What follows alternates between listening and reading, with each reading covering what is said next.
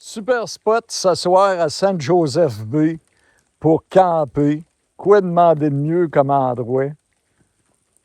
C'est assez incroyable comment c'est beau ici. Et je suis à peu près à 1,5 km de Cape Scott où je vais faire la trail demain. Mais regardez la grosseur des arbres. C'est pas croyable. On est-tu bien?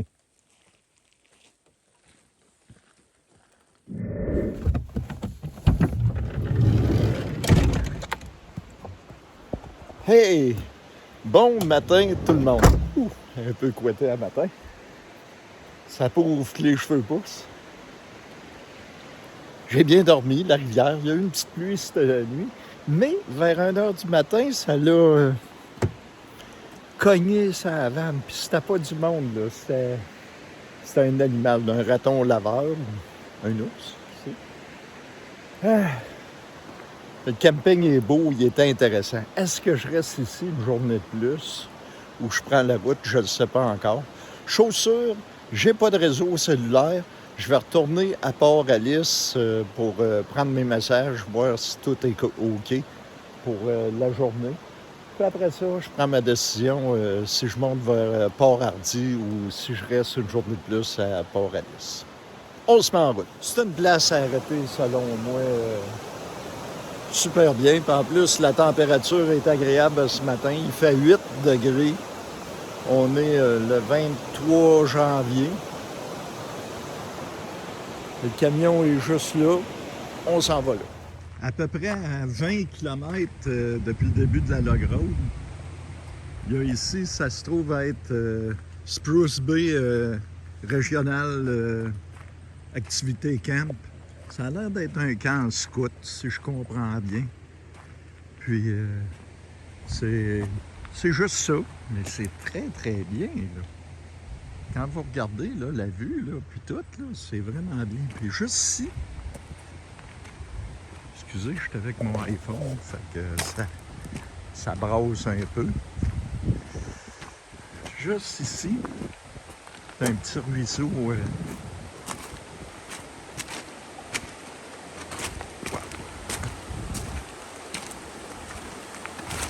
Qui jette.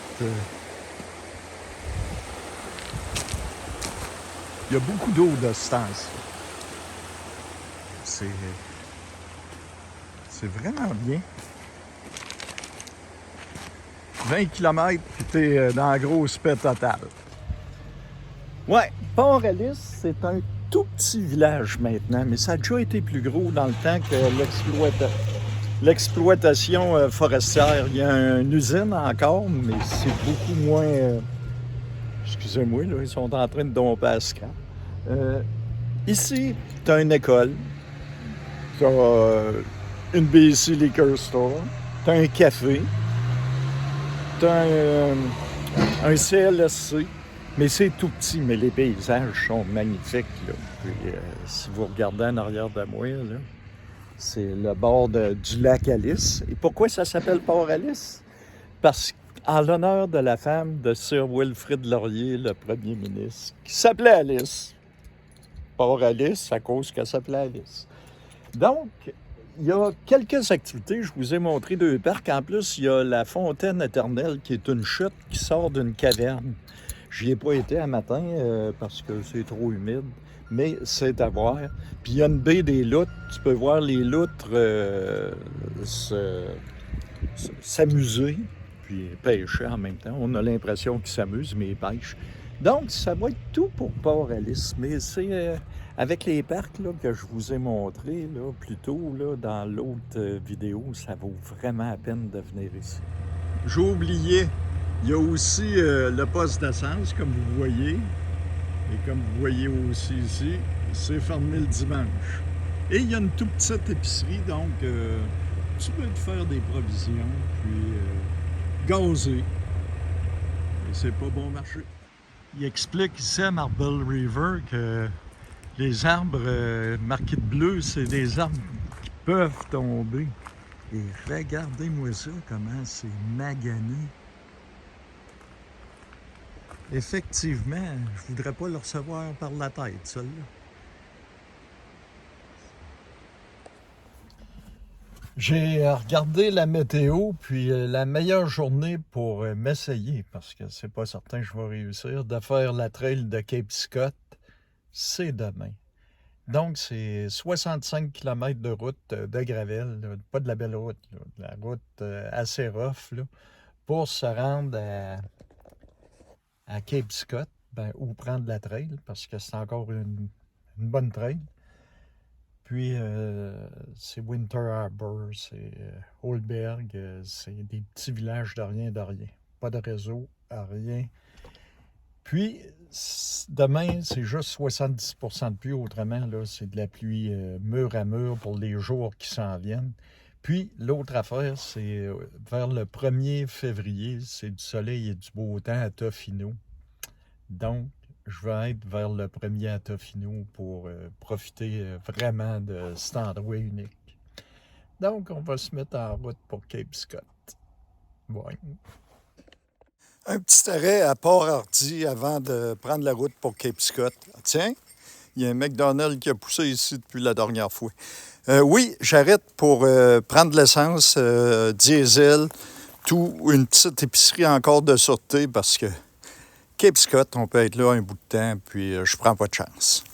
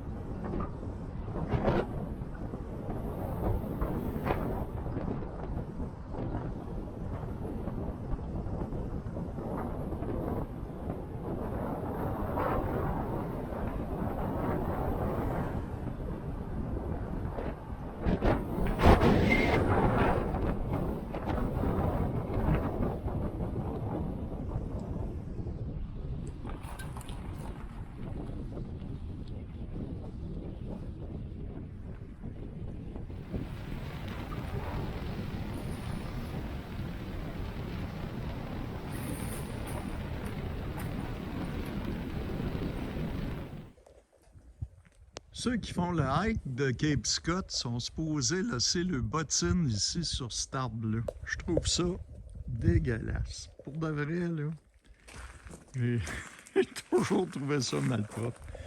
Puis quand je regarde, là, les bottines en question, si quelqu'un a fait Cape Scott en gougoune de même, j'ai mon hostie de voyage. Je ne sais pas quoi dire, mais je trouve ça vraiment ordinaire.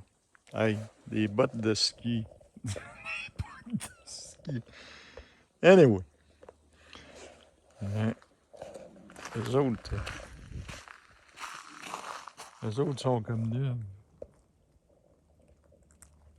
Pour moi, lui, il l'a fait pour de vrai, puis il les a vraiment laissés ici. Anyway.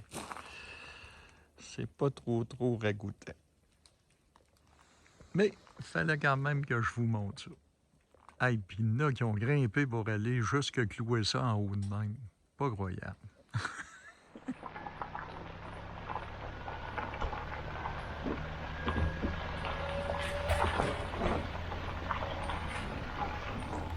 Ce qui est vraiment bien ici, en plus, comme vous voyez, t'as le pit à feu, t'as tout, t'as le lac ici en arrière. T'es tout bien organisé. Tu peux rester 14 jours.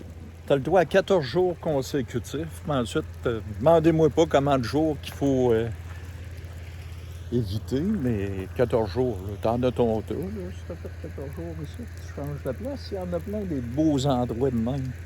Hein? Mais aujourd'hui, je m'en vais vers Cape Scott. Sur le long de la route pour Oldburg, il y a toujours des endroits comme ici pour arrêter qui coûtent absolument rien. Tu as des tables de pique-nique, puis un abri couvert sur le bord d'un lac. C'est quand même bien, là. Comme vous savez, mon site, c'est un site d'information. Fait que le camping que je viens de vous montrer gratuit, c'est Nawititi Lake Park. Ça coûte gratis, on en profite. Il y a de ça quelques années, justement, un ourlet de gravelle de même fait par une gratte. Je l'avais sauté et j'avais fendu 2 tailleurs. C'est vraiment la dernière chose à faire. Mais je m'en venais dans le chemin de la gratte, puis j'avais pas eu le choix de la sauter. Mais si ça serait à faire, j'aurais changé mon itinéraire autrement. Il mouille présentement, mais ça m'a toujours fait rire. Préparez-vous pour ce qui est pas prévoyable. Celle-là, là, je l'adore.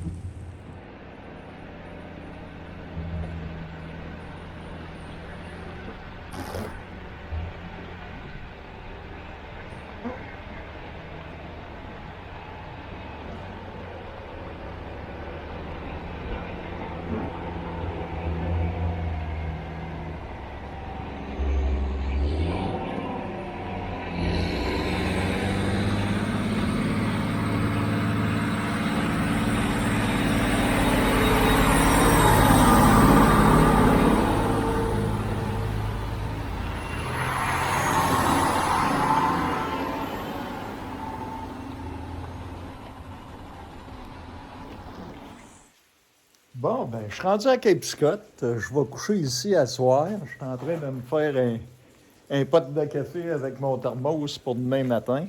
Puis là, je suis en dessous d'un abri couvert. Oups, je vais essayer de vous montrer. Très bien aménagé. Même, il y en a qui se font des feux de camp sous. Ça, je trouve ça spécial un peu. Mais entre les cas, ça a bien l'air que c'est la manière de faire parce que le trou est fait pour ça. C'est mon spot pour s'asseoir.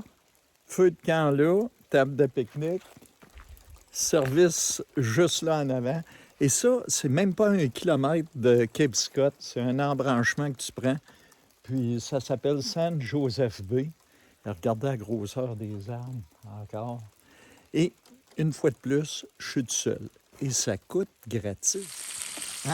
À Cape Scott, j'ai une petite épice spéciale pour mes steaks. Poivre de Cayenne. Demain, on fait la trail de Cape Scott. Là-dessus, on s'envoie demain.